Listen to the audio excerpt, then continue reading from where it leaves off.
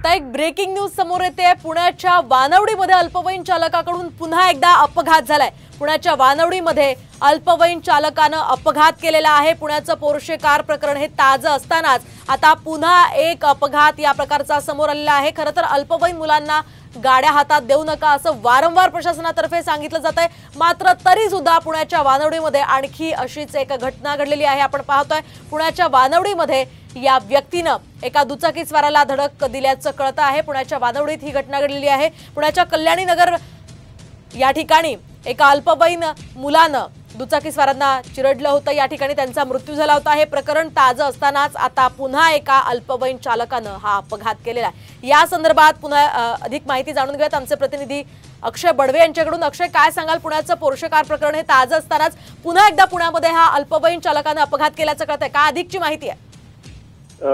सामान्यपणे पुण्यातली सकाळची परिस्थिती जर बघितली तर अनेक लोक व्यायामासाठी बाहेर पडत असतात।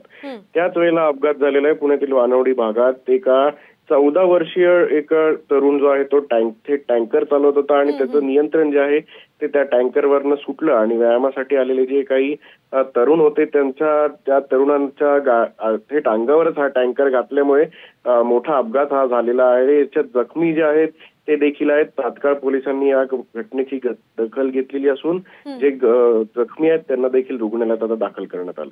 अगदी धन्यवाद अक्षय दिलेल्या सविस्तर माहितीसाठी।